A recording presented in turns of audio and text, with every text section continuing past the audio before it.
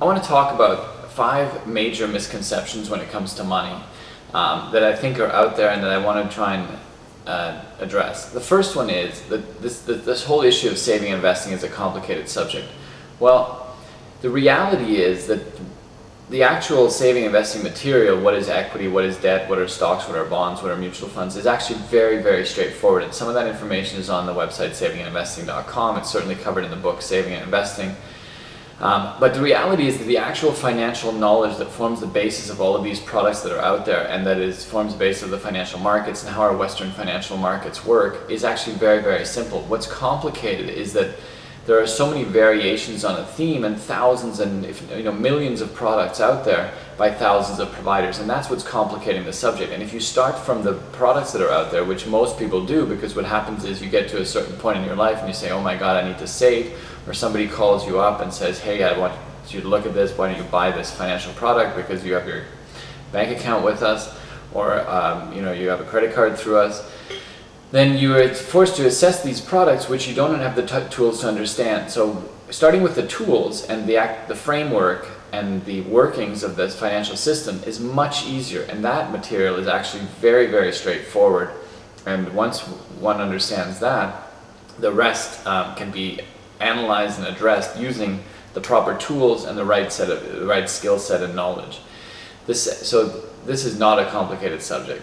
The second thing is there may be a misconception that the stock market is like a lottery. Well, in lotteries, a number of tickets are printed, and based on the number of tickets that are printed and the number of tickets that are sold, you can assess probabilities of who's going to make money and who's not. And obviously, most lotteries are run by the government or by charities who use them to raise money. So on average, clearly, lottery is a money-making business for whoever is running the lottery, and so that already tells you a lot. It's much the same as in gambling.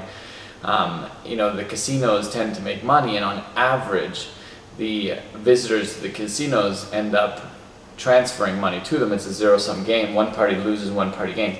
Well, the stock market's not at all like that in many ways. The stock market, providers of capital who are seeking ways of investing their money, savers, investors, interact with users of capital, companies and governments. So one has money and wants to invest it and gain a return, and one needs or wants money in order to create something that will generate a return for the company and for the shareholders or for the bondholders. So it's a very different thing, and in fact, it's a mutually beneficial system between savers or investors and those who are looking to raise money and who want to build factories. If I have money that I want to save, I'm very unlikely to build a factory that makes cosmetics. But on the other hand, I can certainly invest in a company that does that, and if they sell cosmetics at reasonable prices and have a popular product and everything else is in place, then I can participate in that business without actually going through the effort of building a factory that makes cosmetics. So because I have money and because someone else has an idea and a way of making money with money that's given to them, the two can interact. So it's a system for mutually beneficial transactions to take place in an ideal way. And overall, it's a system for providers of capital and users of capital to interact. And that's very different from a lottery and very different from gambling. The third thing is a misconception is that being in debt currently is okay because it seems everyone is doing it. Well, some statistics quote that 6 out of 10 Americans are currently in debt. And the reality is that being in debt is potentially, depending on how you're in debt, can lead to major financial problems. Credit card debt, which compounds at very high interest rates, can mean that debts can double within a period as short as 5 years using very typical and common interest rates that are in place on credit cards.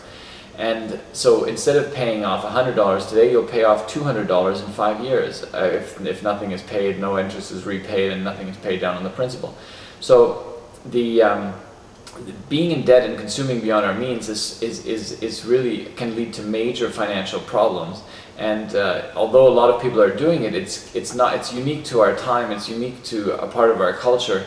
And it will ultimately can lead to major financial problems. And bear in mind that because everyone is doing something doesn't mean that it's going to work out well. In March 2000, a lot of day traders and a lot of people speculate up to March 2000, people speculate on the technology market, and we all know that the market corrected by more than 50%. After that, the technology market, the broad-based technology market indices corrected by more than 50%, And clearly it wasn't a good idea, despite the fact that everyone was doing it. And in general, when it comes to investing, the fact of the matter is that when a lot of people are doing the same thing, it tends to be not a very good way of making money, because it means that prices reflect everyone's expectations, so there's not that much upside.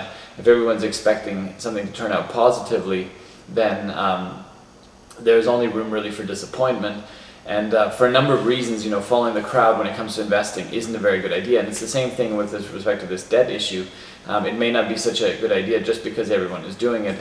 And these things tend to go in cycles, and often everyone doing the same thing tends to lead to bubbles, which then explode, and bad things come out at the end.